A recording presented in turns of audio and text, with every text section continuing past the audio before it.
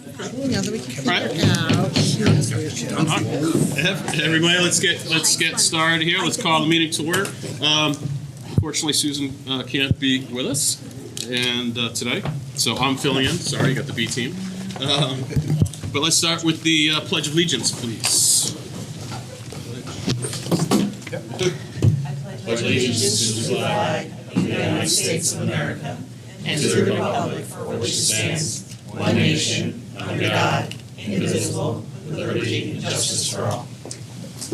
Thank you. Public audience? Anyone? No? Okay. Committee reports and board communications. Emily, back. Okay. Hi, everyone. I'm filling in for, is my mic on? Is it working? Because I don't see a light. The mic is for the TV, not for the room. Okay, that's fine. Great. So I'm filling in for Grace today because she had an injury, but she'll be back soon. So anyway, there's a lot going on in high school and all the schools. Almost May. That's, I think, probably the craziest month of the whole entire school year. But we just finished up NGSS testing last week for juniors, and I joked with a couple of them that they have some big shoes to fill because we were number one, either the Derg or the state last year. I can't remember. State. Look at us. So that would be a both. That is crazy. So anyway, I think they were thoroughly intimidated, but I hope that all went well. I don't know how it went, but we'll see. And we have AP week next week, so same bell schedule, but all the people that take AP classes are just gonna run around crazy next week, but it's fine. And then during spring break, we had a bunch of groups of people traveling around from the high school. So we had people go to France, Italy, and Costa Rica this spring. So that was really exciting to have happen after 2 or 3 years of it not happening. It's also concert season again. So yesterday we had our jazz concert, which was very exciting. And then we have Romeo and Juliet Remix, which is a almost completely student-run spring play that's opening this Friday, and it's going this whole weekend. And then we also have I was just at Squadron Line today for my internship, and the art show is up in the gym. It looks fantastic. That's not really a concert, but I figured I'd add it in my little category. And then for seniors, we have our deadline for committing to college is May 1st. So we're all kind of doing all of that stuff. And then we have the college athletic signing on May 19th. So it's kind of, and then seniors also are, the advisors are busy planning our senior events. So we have prom coming up and senior outing and all that stuff that's getting ready to happen. So that's kind of it. Exciting. So Yeah. It's exciting. How many more days? I don't know. You're not counting out the calendar, how many days of graduation? I don't know. Probably someone is. I'm sure a lot of them are. So. That's good. Okay, so just on the legislative front, lots been happening, as you know. We're sort of like that, past that midway. We have to go until June 8th, but Patrice McCarthy came to, we had a meeting last week, and basically the bottom line is that there's no legislation that was really passed, and D's aren't happy, R's aren't happy, nobody's really happy with anything. So a lot of very large bills will be passed the final hour, again, 11:59 p.m. on June 8th, as it does every year. There's been really no transparency in a lot of this, even though, the legislature may say there has been, but there really hasn't been. There's some changes to some of the sped bills. We need to remain vigilant, and just as they're moving forward with this, and so do they.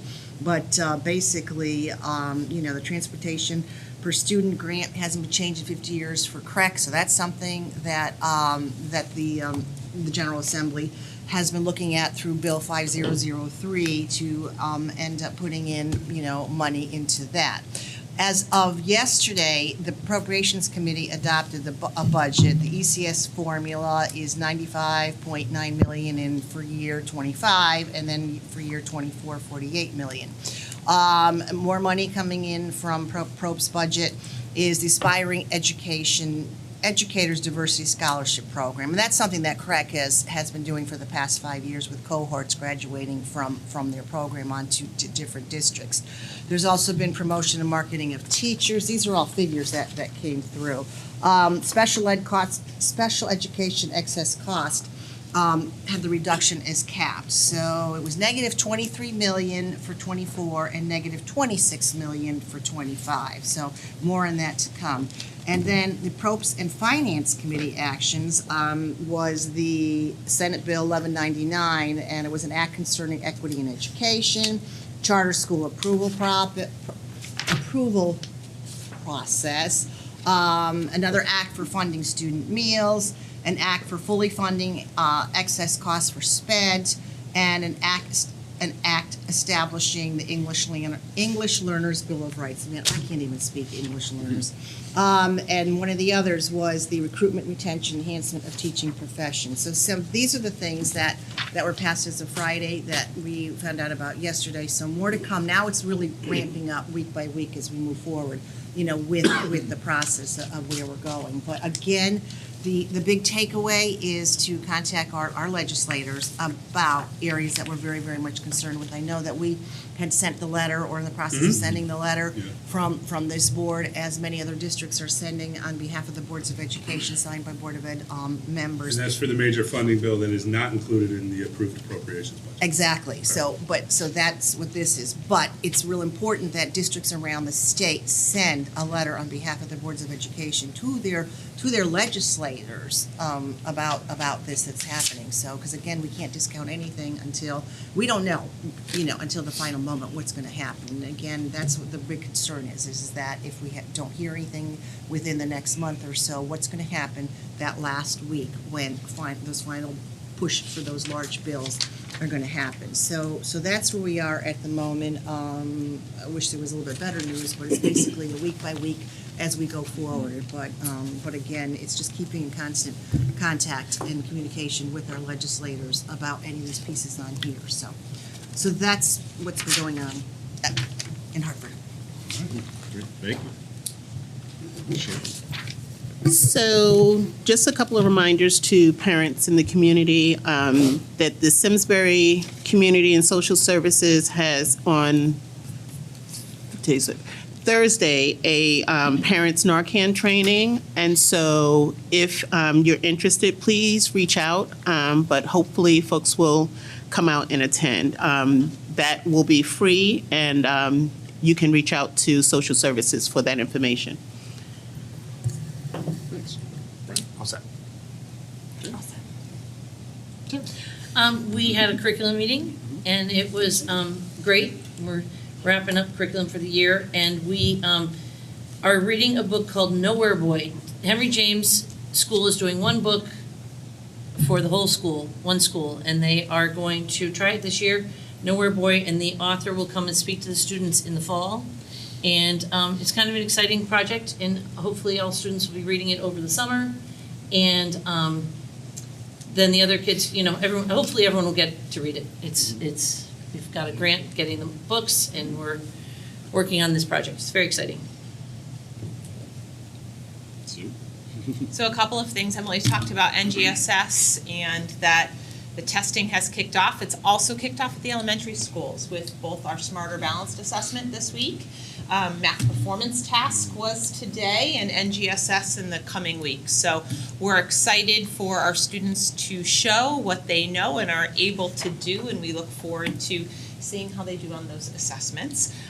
Just as an additional reminder, capstone presentations will be taking place the morning of May 25th. So probably either next week or the week after, I will be sharing with board members an opportunity for you to look at the incredible array of capstone presentations that will be happening.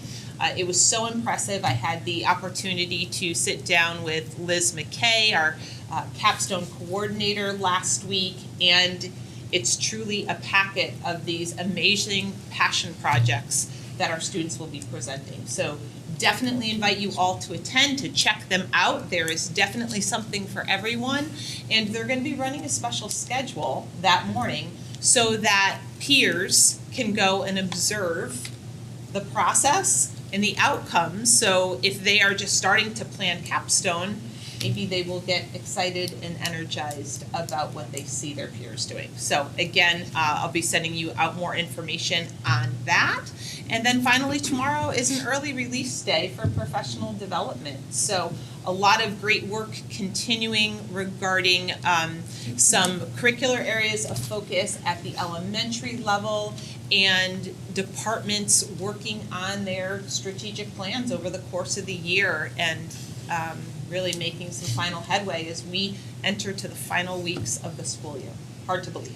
Hard to believe. Hard to believe. That's it. Two items for me as well. The first is related to our negotiations committee. With Sue's help last week, we reached a tentative agreement with the SFEP, which is our secretaries and paras union, for a 3-year renewal contract. I still owe Mr. Burek, as the chair of that group, a call to give him the details, but tentative agreement was reached last week. They are going to hold a ratification vote, and then it may be in front of our board for the May 9th meeting, and if not, it'll be the one after that. But we are in a good place with a fair and good settlement for the parties on that process. And then one of our favorite days of the year is just 48 hours away, Staff Recognition Day here in the Simsbury Public Schools, as we celebrate people who are in all employee groups, from our cafeteria workers, administrators, teachers, paras, everybody is celebrated. And not only do we honor our retirees, anybody who retired since the last ceremony last year, but then starting at the milestone of 10 years and going every 5 from there, so 10, 15, 20, 25, et cetera, years. Everybody who's celebrating a milestone year is recognized, and we will get all the way up to 55 years this year. So we're very excited to make those announcements on Thursday. Excellent. Just have two quickies. Please. All right. One, the Board of Selectmen moved the operating and capital budgets to referendum, so the referendum date will be May 16th. So that's always an important milestone, certainly, and I appreciate, of course, this board's support and good decision-making as we went through what we know was a different kind of challenge this year with our operating budget.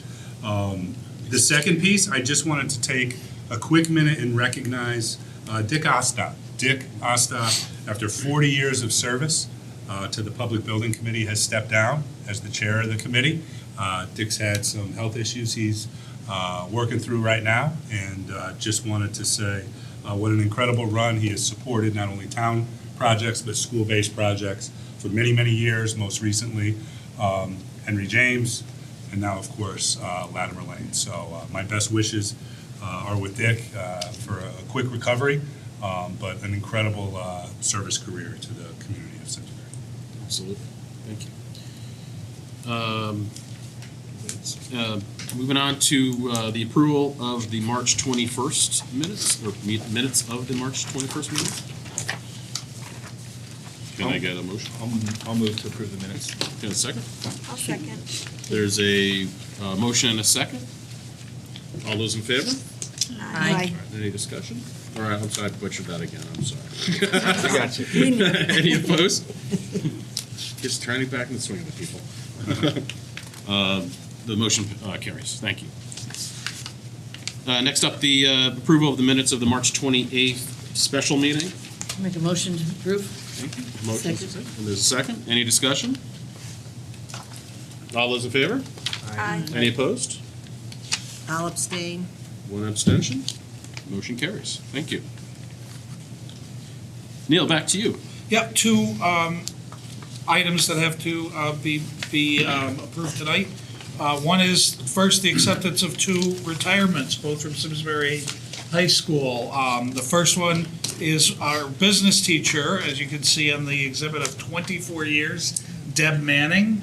Deb has decided that this will be the last year that she delivers her talents to our future business leaders. She has been not only for many years the advisor to future business leaders and created tremendous opportunities for students in that after-school club. Recently has taken a reshape as a DECA program, and Deb is still running that. But she would be very upset with me if I did not mention that she has been the accounting teacher. She loves her accounting classes. It has been, and she has spawned many new accountants into the next generation, starting at Simsbury High School. She taught many classes in the business department, but she had a clear favorite, and it was always her accounting classes. And we congratulate Deb and wish her well as she heads into retirement. We have one other particularly important retirement. I'm going to defer to the superintendent to say a few words on this. Thank you, Neil. So, as you're all aware, Steve Petrina, Simsbury High School principal, announced his retirement a few weeks ago. And just, we're going to clearly have some opportunity to celebrate Steve's career at staff recognition and afterwards. But, Steve grew up in Simsbury, went to school in Simsbury, has worked and had a really great career of 38 years at Simsbury High School. And he's held just a vast variety of roles, from coaching mini sports to being a classroom teacher, department supervisor, assistant principal, and then as we said, it's fitting that he ended his career in the last 4 years as the Simsbury High School principal, in particular leading us through a really tough time when we needed somebody to step up during COVID. Steve has done a great job. As he says, he bleeds the blue and gold. He's reminded this board every annual presentation since he took the job that he received the job and was excited to get started, and 2 weeks later we shut school down. And that was the beginning of a journey, and as I said, he never flinched. He met every challenge along the way and has just been a great partner for those around the table here that work with him, and a champion, just an absolute champion for Simsbury and for the kids of Simsbury. So he will be dearly missed, and as you know, we've defined a process and we're getting ready to start our search. But, Steve, congratulations on just an amazing, fulfilling career. Absolutely, well said. Anybody else? Great. Can somebody move the motion, please? I'll move the motion, and with great thanks and admiration for a job well done and a career well played. But unfortunately, I will move that we accept the retirement of Steve Petrina and Deborah Manning effective June 30th. A second, please. I'll second that motion, So again with great appreciation for both. there's a motion and a second. Any discussion? All those in favor by saying aye. Aye. Any opposed? Great, motion carries. And then one other action tonight, two of our newer teachers who are going to seek new opportunities at the end of this school year. Kim Zisa is in her second year with us as a teacher at Tooten Hill School. Erin Jones is finishing her first year with us at Central School. Both of them are going to seek new opportunities, maybe I think both are going to stay in education, but they're kind of looking what their next step is going to be. So need to accept their recent resignations. Okay, the motion, please. I'll move that the Board of Education accept the resignations of Kim Zisa and Erin Jones effective June 30, 2023. A second. Second. Motion and a second. Any discussion? I have a question.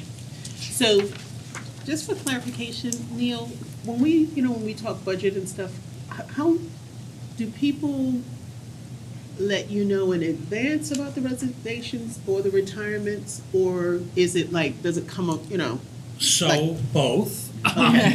There is an opportunity for teachers who have a certain number of years of service, I believe it's 15 or more, to, I'd have to look in the contract, but I think that's right, that within 3 years of the date that they intend to retire, that they can let us know for purposes of advanced planning, and they receive a little bump stipend and it's helpful for us to know that somebody's going to be retiring. But that has to be an announcement 3 years in advance. Okay. Otherwise, if they announce in the year, it's a smaller amount that they receive, and again, only if they have the years of service that are, the resignations that are not Connecticut teachers retirement approved retirement do not come with any advance. No, they're just resignations. Okay. Yeah, the motion and a second, and discussion, all those in favor? Aye. Any opposed? Brian did. Right, No. yeah. I made the Lydia, motion. I'm Lydia sorry. and I then made the Brian. motion. Brian, And then we Yeah, all I lied. second. second. Any opposed? Motion carries. Thank you. Still me, if you want me to keep going. Please, please. Better you than me on this one. So, one more action. This is a slightly different portion of the statutes, which is the non-renewal of a non-tenured teacher. So this is a process where this particular teacher, this was part of our process as we looked at efficiencies. We talked about finding places where, as part of those budget cuts, where did we have staffing that we might not need? And it turned out, for a couple of reasons, that it was in our world language department at the high school primarily, that there were just fewer students enrolled, and that the staff, that was a place where we could realize a savings in staffing. The lowest person in terms of seniority in that department was not at the high school, but it is Christina Ryloff, who is one of the elementary Spanish teachers. So what's going to happen is that one of the teachers at the secondary level is going to take this position, and Christina unfortunately needs to be non-renewed. The action needs to be taken tonight because by statute, I already had to inform her that this meeting was happening, and it has to be by May 1st. And so, because it then gives any teacher who's non-renewed an opportunity to seek other opportunities if they need to do that. Christina does hold recall rights, so that if any opening in her department comes over the course of the next 2 years, she is automatically rehired back into the position, because this is a non-renewal for purposes of staffing. So that's why this action has a separate motion. We don't do this frequently, but we do this more with, those of you who've been here a long time, we've done this with interim teachers we hired for 1 year, but this unfortunately is a budget cut, and Christina has known for a few weeks now that this was coming. So that's the motion that I need the board to take tonight. Somebody, please. Make the motion. I'll move that the contract of the employment of Christina Ryloff be non-renewed effective June 30th, and that the superintendent of schools or designee is directed to advise such person in writing of this action. Second? I'll second that motion. It's a motion and a second. Any discussion? I would just like to say she was fantastic. I had her as a long-term sub when my other teacher went on maternity leave, so sad to see her go. She's great. Thank It's you. very disappointing we have to make the cut. But Well, hopefully she'll be back. Any other discussion? All those in favor? Aye. Any opposed? I abstain. One abstain. Motion carries. One more, Neil. Can I just, I wanted to get through this before I wanted to ask my question, but just,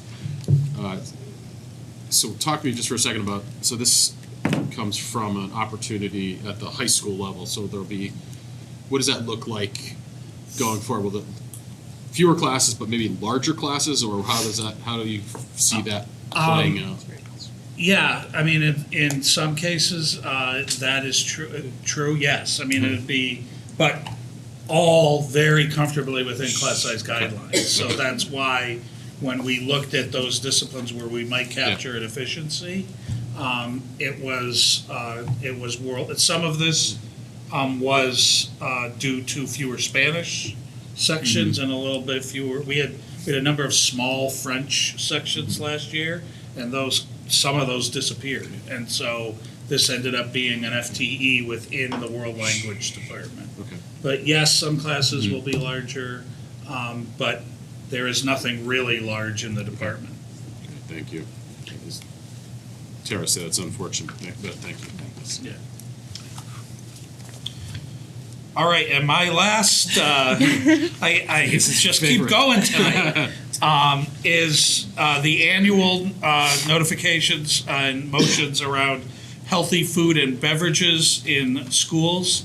These are actions that schools need to take each year to receive some funding about, reimbursement for meals and a promise that you're selling only healthy foods.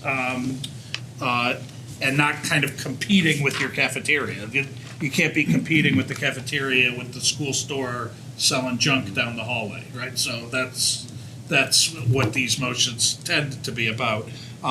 They have more meaning for me now that I'm a temporary nutrition services supervisor. While we're transitioning, I've learned a lot about cheese commodities last month, I can tell you. So the department, these have to be submitted, and they have to be, as you will recall, the way the state writes this legislation, they're a stickler for actually the exact motions need to be presented to them in minutes. So you need to read the exact motions. There are 3 of them, and fortunately, Ms. Thomas has agreed to start me. And we'll be sure to help you if you get stuck. So move that pursuant to CGS Section 10-215F, the Simsbury Board of Education certifies that all food items offered for sale to students in the schools under its jurisdictions and not exempted from the Connecticut nutrition standards published by the Connecticut State Department of Education will comply with the Connecticut nutrition standards during the period of July 1st, 2023 through June 30th, 2024. This certification shall include all food offered for sale to students separately from reimbursable meals at all times and from all sources, including but not limited to school store, vending machines, school cafeterias, and any fundraising activities on school premises sponsored by the school or by non-school organizations and groups. Thank you. Second. Do we need to individually to vote on it? Yeah. Okay. I say second on that. Didn't even, okay, excellent. So we have a motion and a second. I hesitate to ask any discussion. Great. All those in favor? Aye. Any opposed? Great, motion carries. Mr. Watson. All right, buckle up. Move that pursuant to sections 10-215F of the CGS, the Simsbury Board of Education hereby will allow the sale to students of food items that do not meet the Connecticut nutrition standards, provided that the following conditions are met. 1, the sale is in connection with an event occurring after the end of the regular school day or on the weekend. 2, the sale is at the location of the event. And 3, the food items are not sold from a vending machine or school store. An event is an occurrence that involves more than just a regularly scheduled practice, meeting, or extracurricular activity. For example, soccer games, school plays, and interscholastic debates are events, but soccer practices, play rehearsals, and debate team meetings are not. The school day is a period from midnight before to 30 minutes after the end of the official school day. Location means where the event is being held and must be the same place as the food sales. Thank you. Is there a Second. There's a motion and a second. Any discussion? All those in favor? Aye. Any opposed? Motion carries. One more time, Ms. Batchelor. I hate doing this. Okay. Move that the Simsbury Board of Education will allow the sale to students of beverages not listed in section 10-221Q of the CGS, provided that the following conditions are met. 1, the sale is in connection with an event occurring after the end of the regular school day or on the weekend. 2, the sale is at the location of the event. And 3, the beverages are not sold from a vending machine or school store. An event is an occurrence that involves more than just a regularly scheduled practice, meeting, or extracurricular activity. The school day is the period from midnight before to 30 minutes after the end of the official school day. Location means where the event is being held and must be the same place as the food sales. Thank you. Second, Mic drop. There's a motion and a second. Any discussion? All those in favor? Aye. Any opposed? Motion carries. Thank you for your help. Thank you. Okay. Sue has the scholarship. This is So awesome. it is a privilege to present to you a scholarship to commemorate the life and interests of Abby Harris. Abby was a graduate of the class of 2020, and she was all about passion. She was a ice hockey player, a devoted friend, fiercely loyal. She would pick anybody up off the ice if they needed it, or just with a kind word when they felt down. So her parents, George and Lourdes Harris, would like to propose this scholarship in the amount of $750 to be given to a student who has committed to play Division III women's ice hockey and has overcome challenges herself. So Abby played Division III hockey for Manhattanville College, and unfortunately she passed away of brain cancer this past December, one day shy of her 20th birthday. So her parents thought this would be a beautiful way to commemorate her life, to commemorate her interests, and to give back to someone who is passionate about hockey and is just one person who has a similar passion that Abby did. So there is a motion for your consideration of this scholarship. I move that the Board of Education approve the Abigail Harris Memorial Hockey Scholarship to be dispersed in 2023. I second. Any discussion?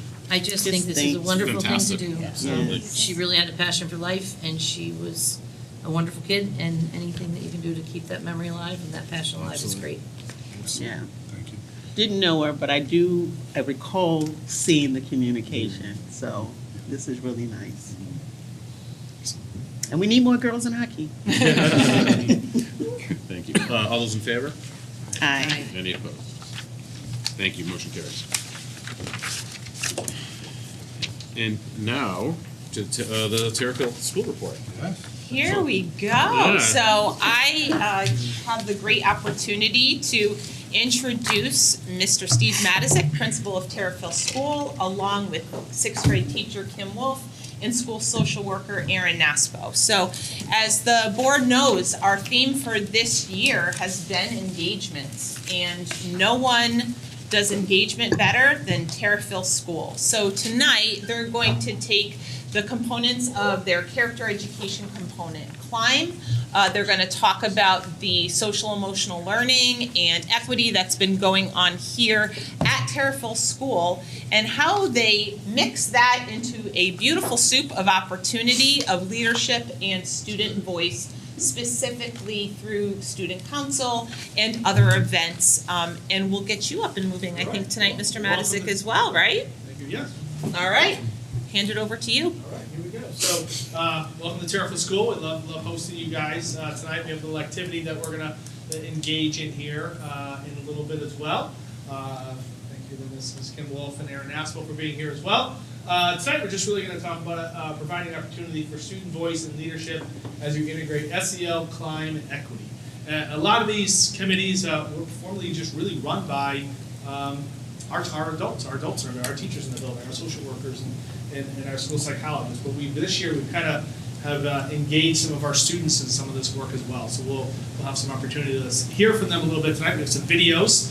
Some of our students are pretty busy with sports, so we said let's record them, and so it will save them from missing some of their activities. So SEL and CLIMB. At Terrific School, we provide and integrate social emotional learning with character development through our curriculum. It's called CLIMB. We recognize an opportunity for equity throughout our community.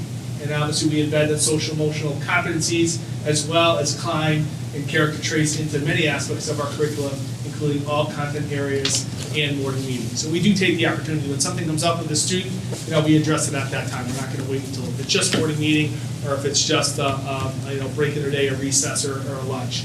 We address it as a group in class, with a lot of class meetings as well. All right. Working together, SEL, Mrs. Aspen, what? Sure, I can jump into that. So the first part that Steve just read was our vision statement for the school, and you have probably seen it previously. We were working really hard to embed our SEL language into that this year, recognizing that we really needed to be integrating all of the different work that we were doing together. So you may be familiar with our 5 social emotional learning competencies.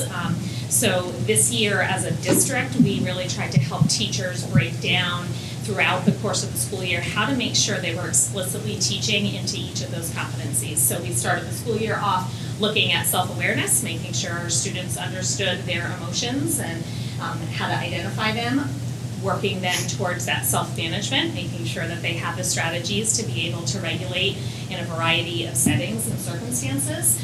There's social awareness, so recognizing how they interact with others, how they may impact others, and understanding how others are impacting them.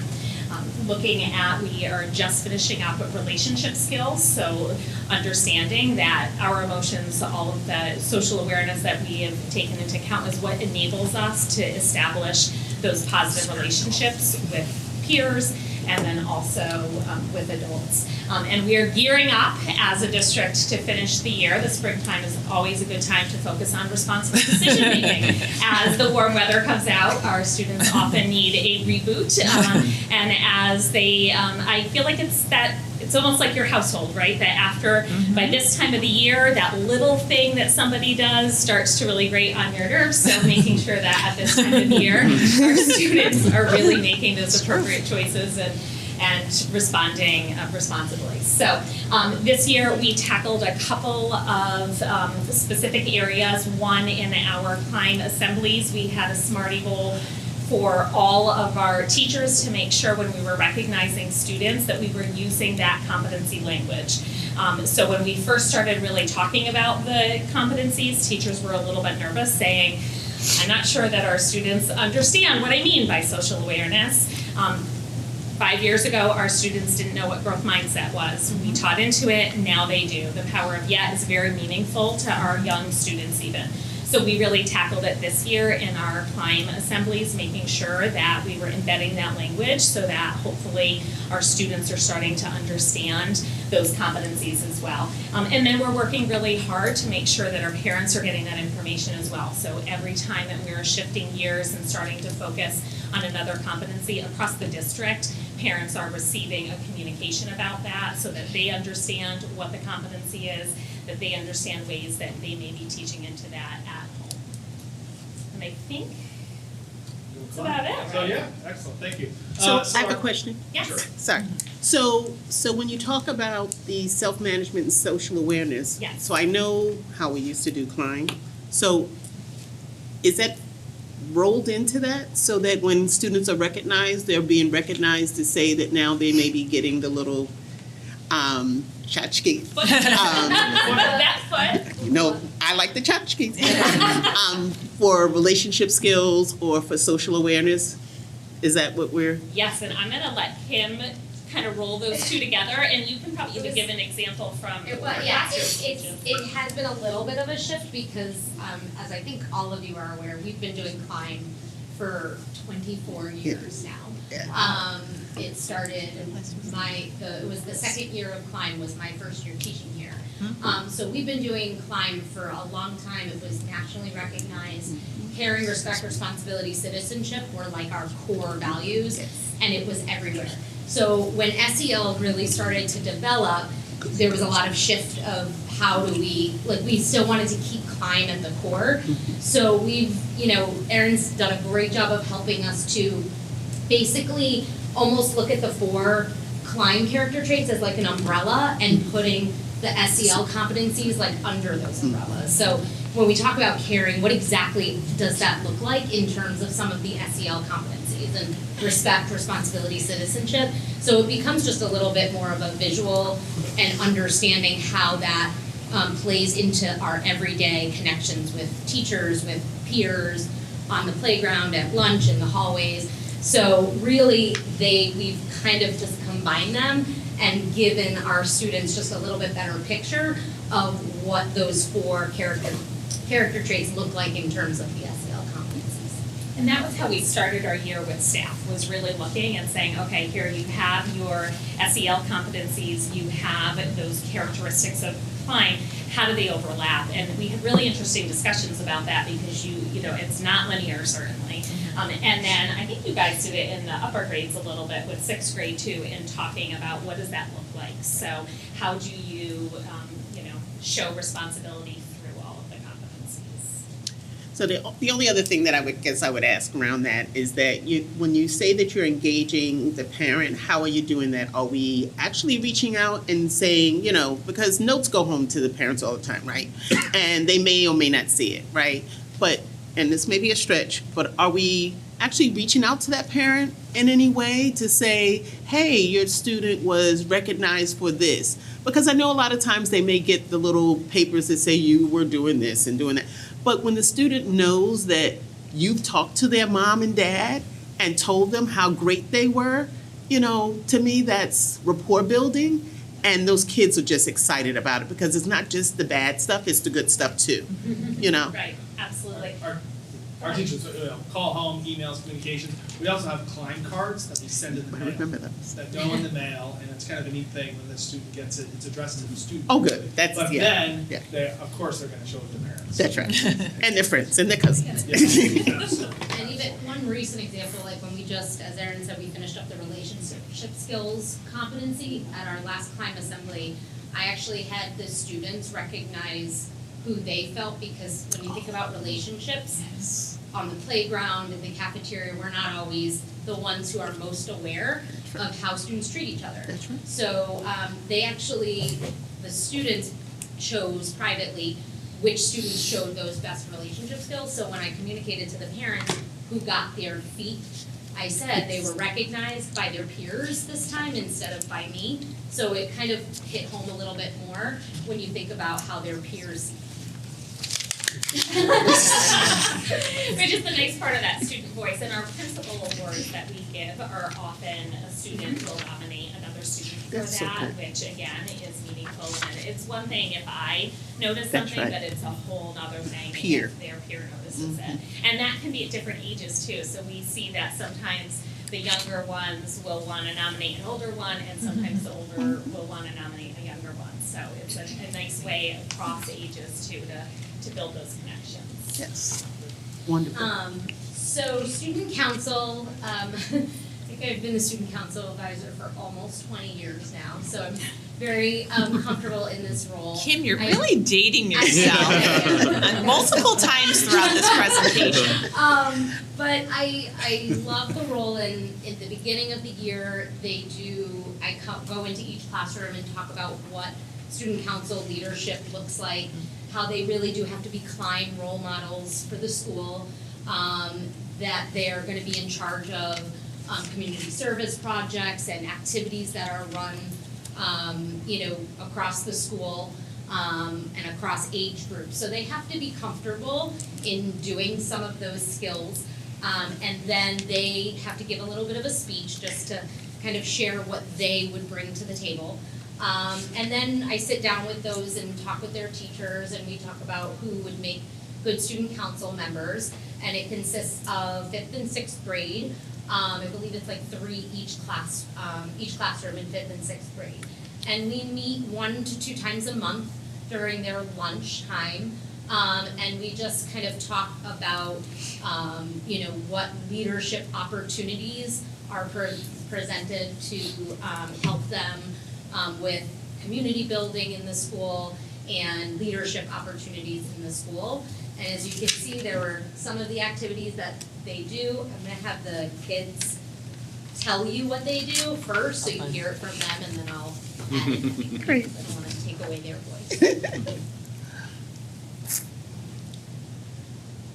Hi, thanks for being here with us today. Can you start by introducing yourselves? Yeah, hi, I'm Josephina from Terriffill School and I'm in 6th grade. Hi, my name is Kareem. I'm in 6th grade and I'm in this lesson class. Excellent, and I know that both of you are members of our student council here at Terriffill School.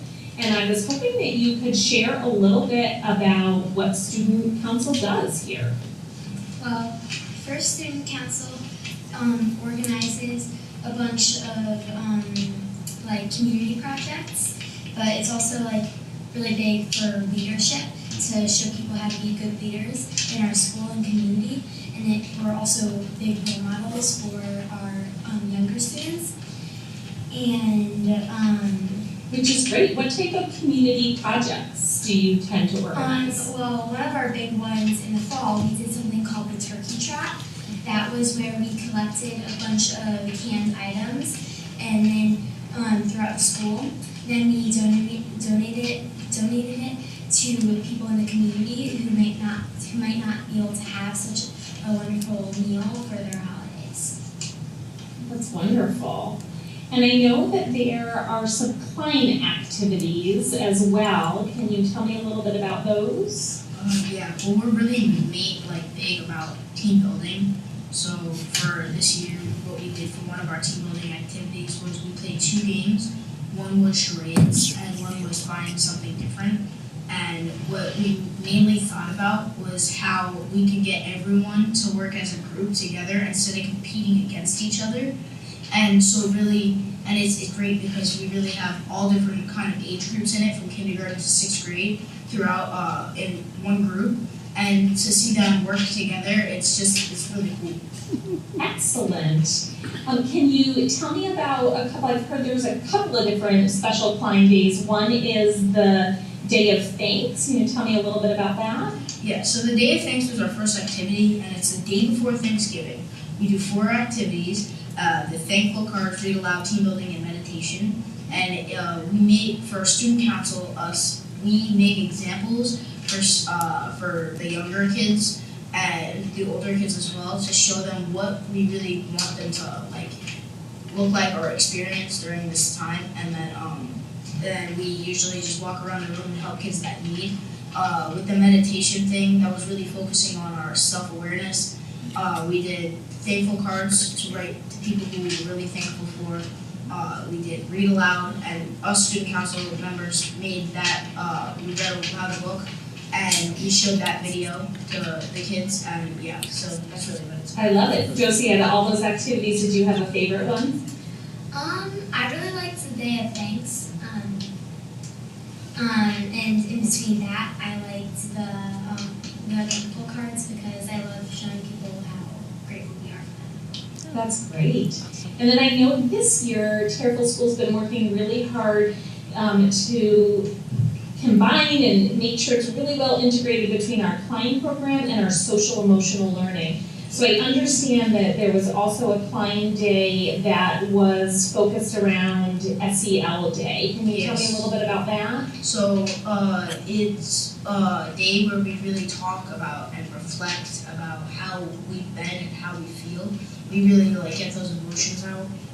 We made it for student council. We made examples, and we had hearts that said "I am," "I can," and "I have," where you basically can write something simple as "I am kind," "I can make people laugh," "I have kindness," and it's something as simple as that, or you could go a bit deeper. But basically, so you can write down things by looking at yourself and seeing how just reflecting on who you are as a person, and we reflect on how we can make good choices and how we can just be better people. That's great. Is there anything else that you wanted to, that item you wanted to highlight about student council that you really enjoy? Well, there's oftentimes people just see that what the outcome is, but actually there's a lot of work that we do to make all our activities happen. Every third Thursday of the month, we meet together in Ms. Wolf's classroom to discuss what our activities could be, and good activities for team building and social awareness. And then also we go out to our classrooms. Each council member has their own classroom in the school that they go to share about our upcoming activities. And then sometimes we even talk about it on the loudspeaker. Great. One thing that I like about student council is that I like how we're able to work as a group, and like how we're able to bring like people together from kindergarten to 6th grade. I didn't really see them work as a group. That's pretty beautiful to see. It's really cool. Well, it is no surprise to me that both of you are student council members with how eloquently you just described it, and it's clear that you really enjoy it. So we are delighted to have you as student council members, and thank you so much for sharing with us.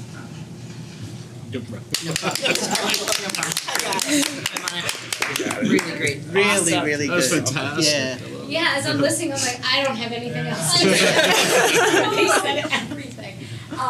But no, I mean, they did. They basically said everything very, very well. Some of the things that, like, I just help guide them, but I try to make them the leaders is, like, when right before we have some of these Day of Thanks, SEL days, we go over, like, what types of activities would be strong team building activities. Make sure they understand the directions, because when they go into the classroom, they're the one in charge. The teacher is there for support, but they do lead the group, and they do have to understand the challenge of involving kindergartners and 6th graders all together for direction following and for those types of activities. So it's all on them. At the SEL, I think you'll see pictures in a minute, but they helped with the writing process for the kindergarten and 1st grade. So they really do try to take ownership of all of these activities by choosing them, by coming up with the directions, and discussing ahead of time how they're going to present them in a way that is inclusive to all ages. So that's all. They did a good job. No, they did a great job. I mean, just future leaders. And I mean, what was really good to see is how they integrated and sit on their own. And you could tell, I mean, they weren't coached. You can tell it was their own words. Yeah. And that they also seemed to know the importance of looking back and pulling the youngers up, you know? And so, I mean, just fantastic. So, yeah, I get tearful because I like the little kids, you know? But just absolutely wonderful. Really, really, really great job. Their public speaking skills Yes. are as good as Yes. people in the high school. High school. Like, that was I mean, that's what made me tear up. I mean, they I just... was thinking we don't need 12th grade Board of Ed reps. Yeah. Exactly. I mean, they were just, oh my God, they were so good. So the next one here is equity. We have an equity team. Like I said, there's a group of teachers on an equity team. But here at Nassau came up with, let's do a student equity team this year. And so we're just starting out. It's our first year with it. We're probably, I don't know, 6 months into it.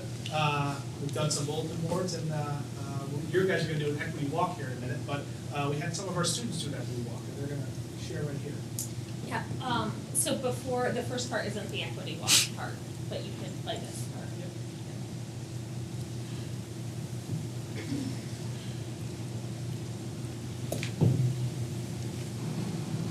Hi, thanks for being willing to talk with us today. Can you start by introducing yourselves? Hi, I'm Ellie. I'm in 5th grade, and I'm in Mrs. Beasley's class. I'm Leah, I'm in 5th grade, and I'm in this class.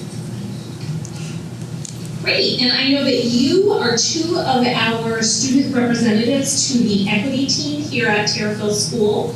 Can you tell us a little bit about the equity team and what your goals are? We make sure that in our school everyone feels welcome and not left out, and we make sure that like, there's different cultures, different languages, and yeah. And can you tell me about some of your responsibilities as student representatives to the equity team? So some of our responsibilities are like hanging up posters for like Heritage Month, like Hispanic Heritage Month, Indigenous people, Black History Month, and right now we hung up Women's History Month. Great, and when you say you're hanging up bulletin boards, what are you hanging up?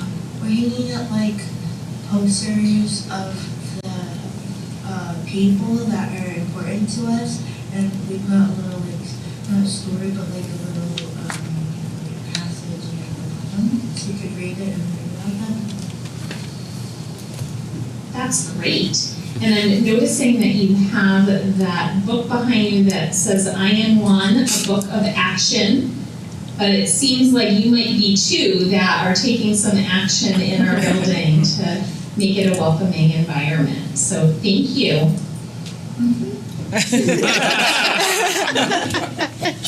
When we started to look for student representatives for the equity team, we had Steve and I had talked through what our goals were, and we really had two goals that we wanted to keep in mind. First and foremost, as an equity team, we have been doing a lot of work on reviewing our classroom libraries and reviewing our building and making sure that we were creating as welcoming of an environment as possible.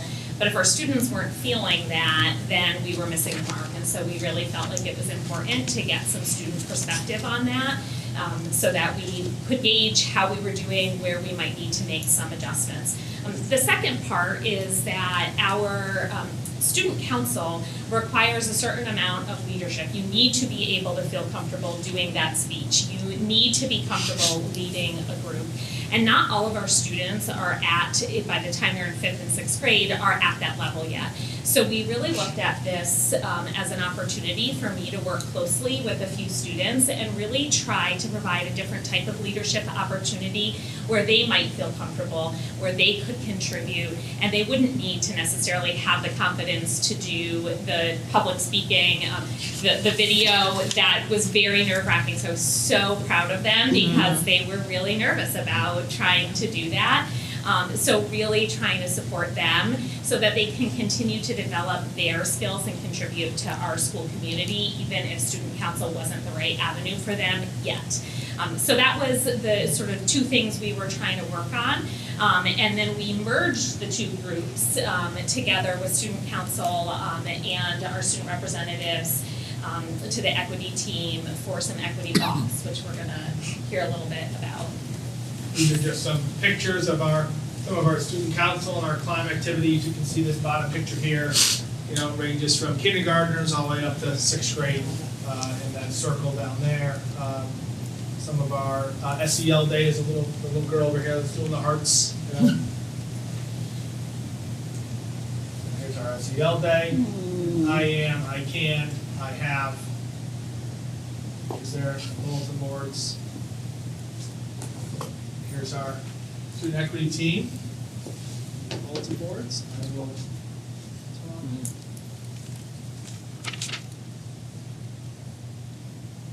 My name is Levi. I'm part of the student representative team to the equity team. A few months ago, the student representative team and student council worked together to do a walkthrough through classes. What we noticed is that we saw a bunch of culturistic books and bulletin boards, but not enough different types of languages posters. So that's why we let people around the school pick a different language poster like these.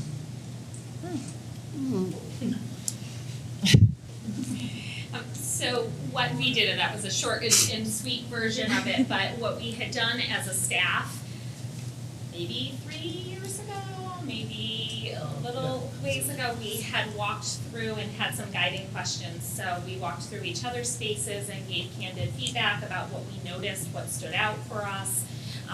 And then we're able to give that feedback. That was when we were looking at, do we need to have books that represent more of our students? What is on our walls? Do we have everyone represented? And then we partnered together with our students to have them do the same thing. So we simplified the language a little bit and then asked them to go through and take a look and give us some feedback.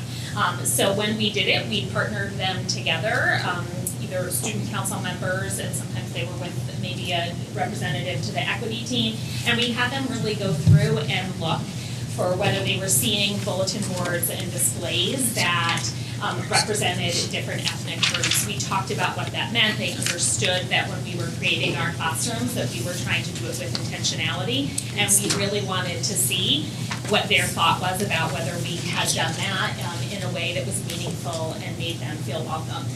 Books, we obviously were asking to try to make sure that our goal is always that our students see themselves, see their families represented in our literature, so that was on there.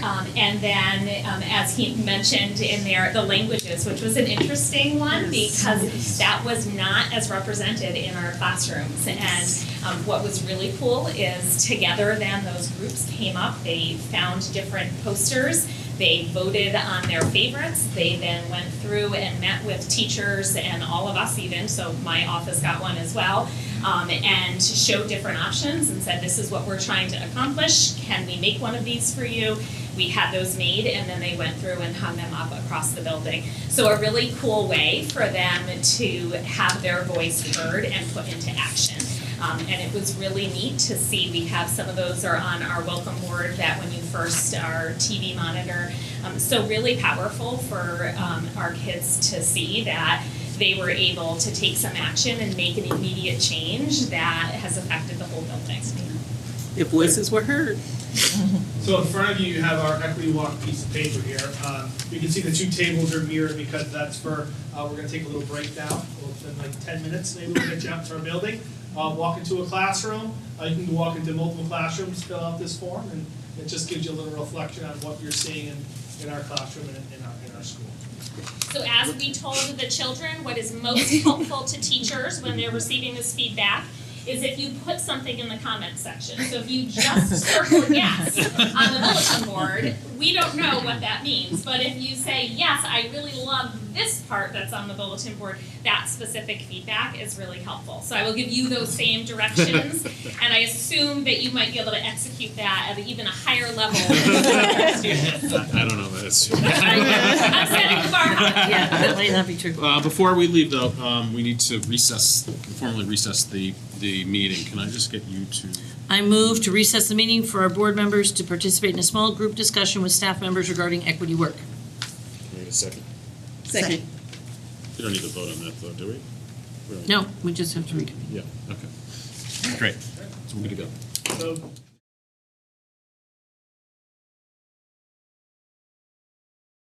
Okay, we've got a motion to reconvene the meeting. Is there a second? Second. Thank you. Great. So we're back in session. We're back in after our walkthrough. Hope everybody enjoyed that. That was great. Really great to see the school. Yeah. I mean, I think great to hear from Good the stuff. staff, Yeah. hear from the kids, and then go get a chance to kind of look at the See it. artifacts and Yeah. how it lives a little bit. So Absolutely. it's a great- Because it's definitely, great those school classrooms are community. alive, Yep. for sure. Yes. Jeff, I have one thing. pictures. I had one thing I wanted to say Please. or ask. Is that for one of the things as a parent I love at Terrafil is those climb meetings where the kids get to go to other classrooms and mix up.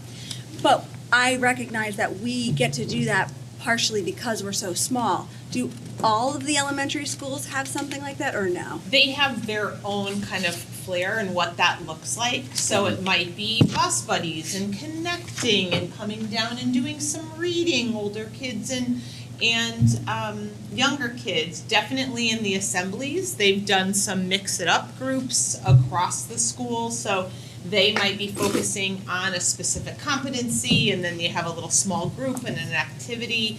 So they all have their own kind of mark on it, as it were. But it's really important, especially with the sixth graders, like they need different, right? They need a new lens on whether it be the SUNS or the climb program or the sailboat. It's just another way to reignite their excitement and their passion. So it all looks differently at the schools, but it definitely happens, a mixing of grade levels. I went to Squadron, which is the biggest, and I definitely don't think that there was, at least when I went there, as much mixing as we saw in the presentation. Yeah. But we did book buddies, where we'd come down like once a month and do activities with younger kids. I remember my book buddy when I was in kindergarten, like it was a very formative experience. And then we also did bus buddies.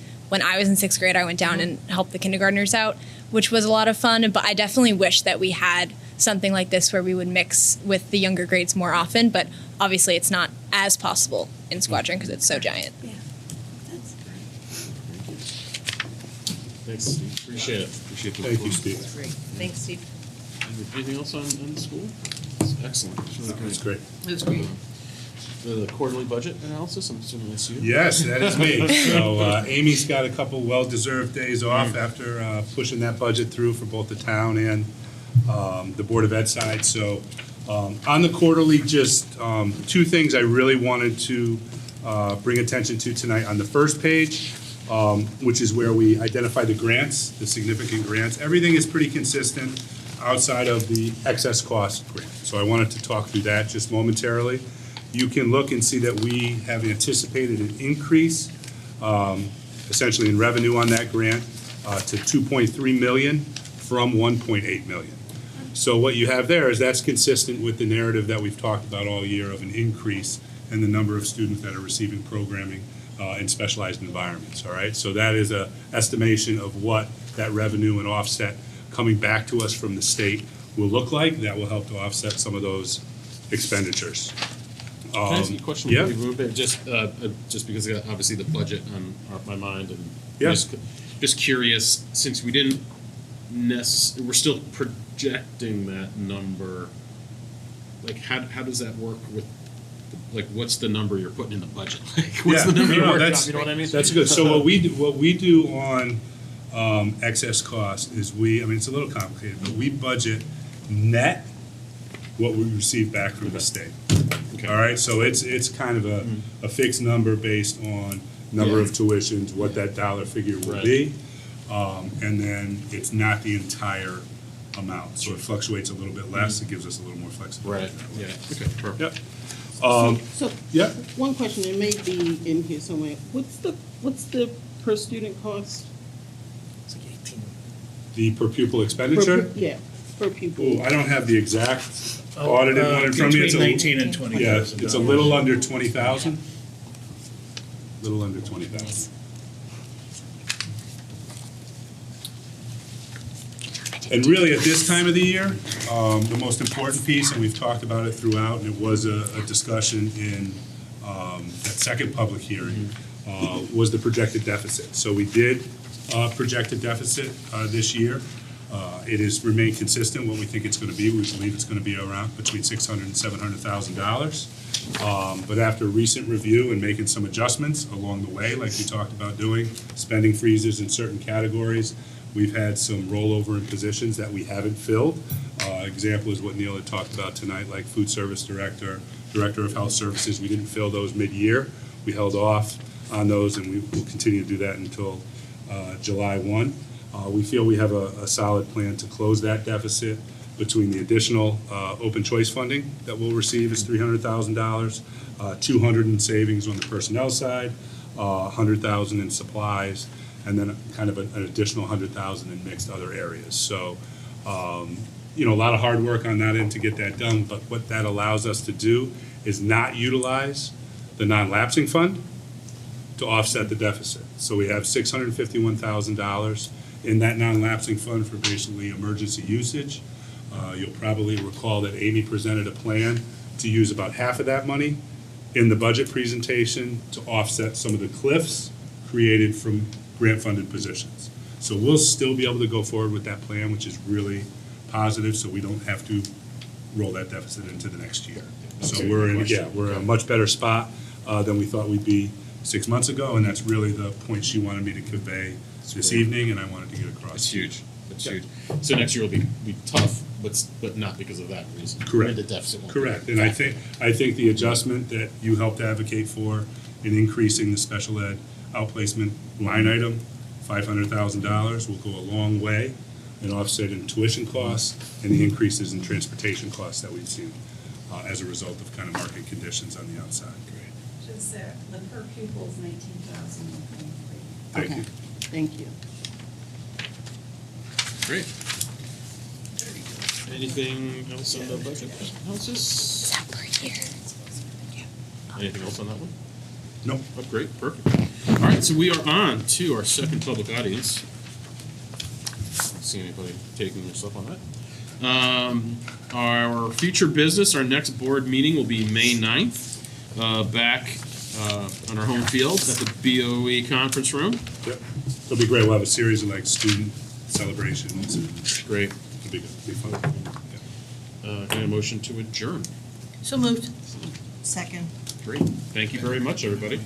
Have a great evening. Thanks again.